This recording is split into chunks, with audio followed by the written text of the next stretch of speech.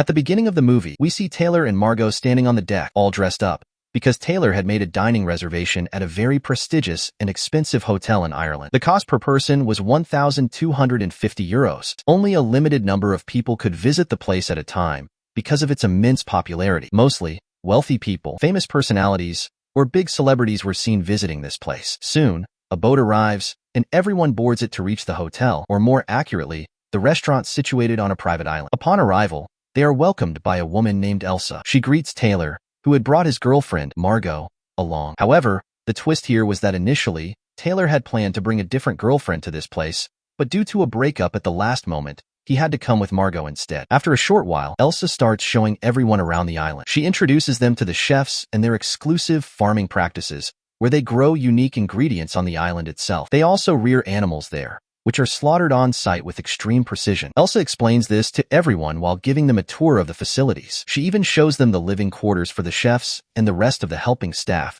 who only come to their rooms to sleep. The rest of the time, they are up and working tirelessly with the head chef. The head chef's cottage is separate from the others, and he resides there alone. After the tour, everyone proceeds to the dining area to have their meal. The food preparations were already underway. Taylor, being a major food enthusiast, is extremely particular about food. He is also highly self-centered and conscious of his social media presence. He constantly uploads pictures of his meals and shares his thoughts on cooking. Additionally, he is a huge fan of the star chef, Slowick, who is globally famous for his unique cooking techniques and culinary artistry, much like a celebrity chef. As the story unfolds, Slowick himself makes an appearance to inspect the food preparations. Elsa approaches him and whispers something in his ear. Following that, Slowick begins observing Taylor and Margot intently for a while. Now the starters are served, and everyone begins enjoying them. Many people are present here, and we'll learn a little about them as the story progresses. At this point, Taylor tells Margot all about his passion for food and cooking. He says that he follows cooking very closely and has watched Slowick's cooking shows multiple times. He is a huge fan of the way Slowick explains his food and cooking methods. Here,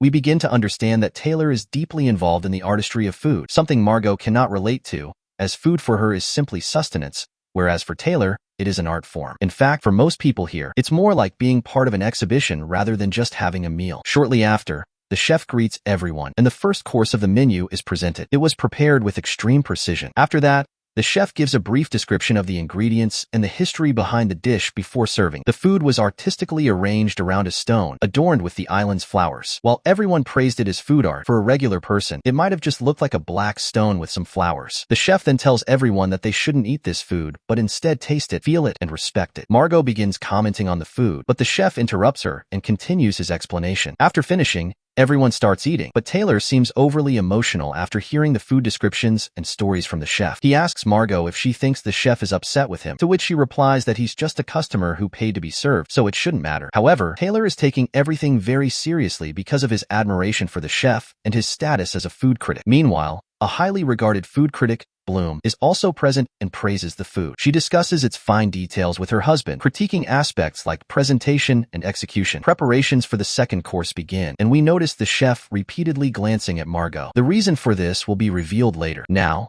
the second course is served, and the chef talks about the history of bread, explaining its importance in households and how it has evolved. Interestingly, he mentions that bread is something poor people eat. For their next course, he presents a breadless bread plate. This concept impresses Taylor greatly, who enjoys it even without bread. The food critic, Bloom, also appreciates its intricacy and has a discussion with the chef, who sends her a bowl of accompaniments as a token of his appreciation. Meanwhile, a group of friends asks Elsa to serve them bread, but she refuses, stating that this dish is part of the menu. When they boast about working with a powerful man named Doug Vurick, she replies that she knows both them and their boss very well. She also tells them they will get less than they desire, but more than they deserve. Things start to feel unsettling, and they are about to become even more terrifying. Margot, on the other hand, refrains from eating the dish. The chef approaches her and insists that she eat it. Margot firmly replies that there is nothing edible in it and tells him not to decide what she should or shouldn't eat. She asserts that it's entirely her choice. The chef leaves, but Taylor becomes furious at Margot for speaking to him like that. The next course is served,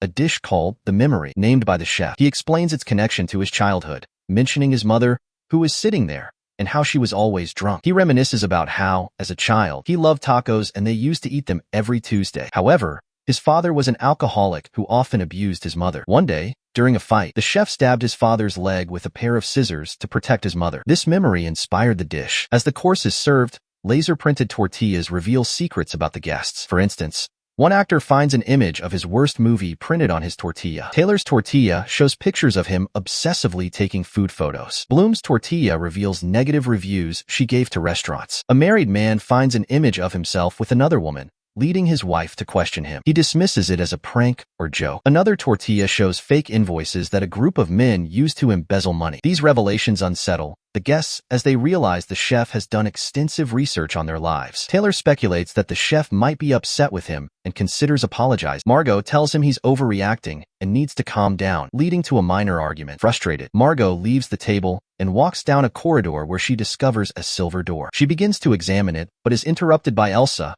who tells her she isn't allowed to go anywhere. Margot then goes to the washroom. In the washroom, Margot smokes a cigarette when the chef suddenly enters. He confronts her about not eating his dishes and asks why she doesn't like them. She responds that she isn't hungry and isn't in the mood to eat. The chef then asks her name, and when she tells him, he accuses her of lying, saying her name isn't Margot. She becomes visibly uneasy and leaves. Clearly, there are secrets yet to be revealed, and the chef knows more than he's letting on. Preparations for the next course begin, and the chef introduces his junior chef, Jeremy. He explains how Jeremy worked hard to become part of his team and is talented, but not great. The chef asks Jeremy if he's happy with his life, to which Jeremy says no. He then asks if Jeremy aspires to have a life like his own, to which Jeremy also says no. The chef then talks about the pressures of creating food that pleases customers and critics, which takes a toll on one's body and mind. The course, called the mess, is served, and as part of the presentation, Jeremy shoots himself in the head. The guests are horrified, but the chef assures them it's part of the menu and the evening's performance. Some guests think it's a live act, while others believe it's real, as they see Jeremy's lifeless body on the floor. A couple tries to leave, but the staff stops them, cutting off the husband's finger, further intensifying the horrifying atmosphere. Some guests, like Bloom and her partner,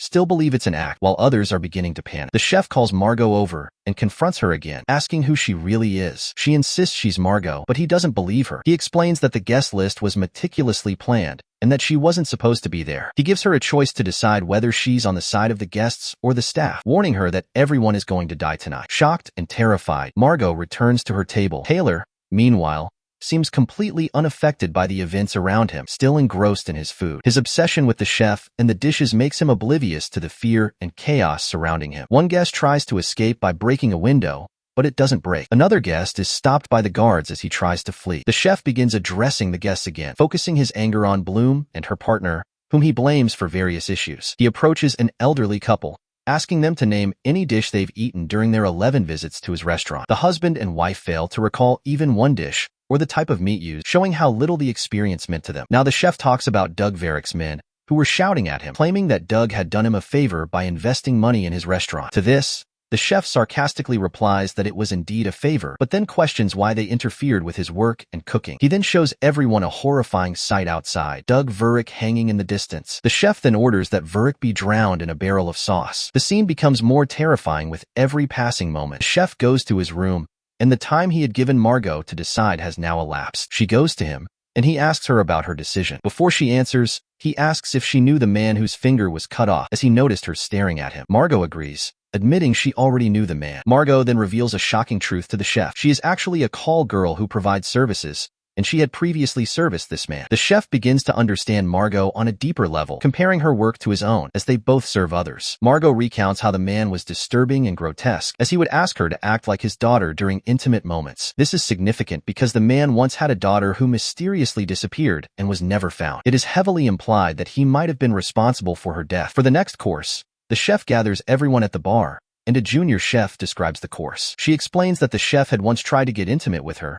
but when she cried, he did not fire her. Instead, he kept her in the job, though he never looked at or spoke to her again. This lack of care had a profound effect on her. To emphasize her feelings, she stabs the chef in the thigh, near his private parts. Surprisingly, the chef hugs her afterward. The next dish is announced as Man's Folly. The chef gives an order to all the male guests. They have 45 seconds to run and hide. Afterward, his staff will chase them, and those who survive will be spared. The rest will not return. As the men run away, abandoning their wives and partners, the junior chef takes the women back to the dining hall. The women sit at the table, and the junior chef serves them food, explaining that this dish is inspired by her personal experience. The women praise the food, although they have no choice but to do so. The chef becomes emotional during this course. At the same time, Margot reveals her real name, Erin, to the group, admitting that Margot was not her true identity. Meanwhile, the male guests are caught one by the staff and brought back to the dining hall. The chef approaches Taylor, and asks why he is here. Taylor praises the chef, but reveals that he was invited to the dinner only because the chef allowed it. The chef then reveals something shocking. He had informed Taylor beforehand that everyone attending tonight would die. Despite knowing this,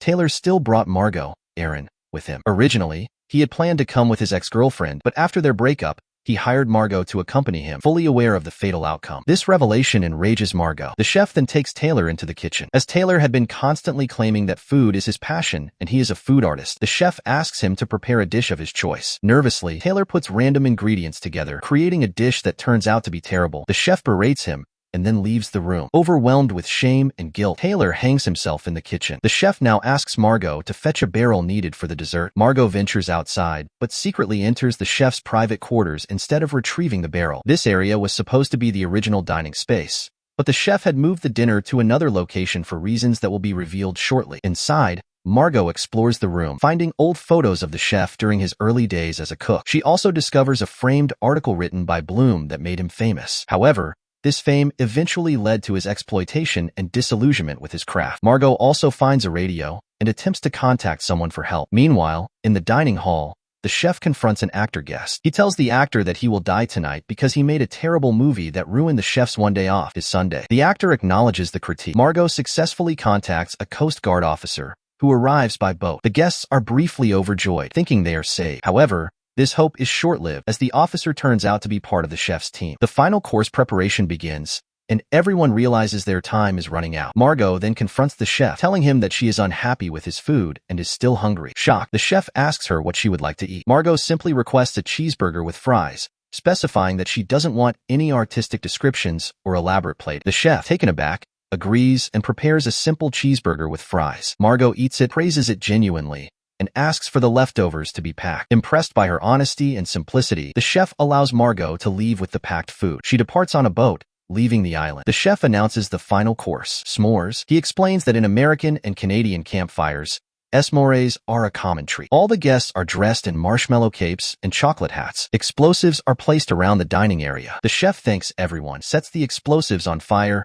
and the entire restaurant, along with the staff and guests, is engulfed in flames. The movie ends with Margot sitting on the boat, enjoying her cheeseburger while watching the fiery destruction from afar. She picks up a copy of the menu and reflects on the events that transpire. The movie serves as a critique of modern food culture, where simplicity is lost in the pursuit of extravagant and overpriced culinary experiences. The chef's anger stems from how his passion for cooking was exploited and corrupted by wealthy patrons and critics, reducing food to a commodity and an art form devoid of genuine love and respect. Margot's survival represents the authenticity and simplicity that the chef once cherished. By allowing her to leave, he reignites a part of his lost passion,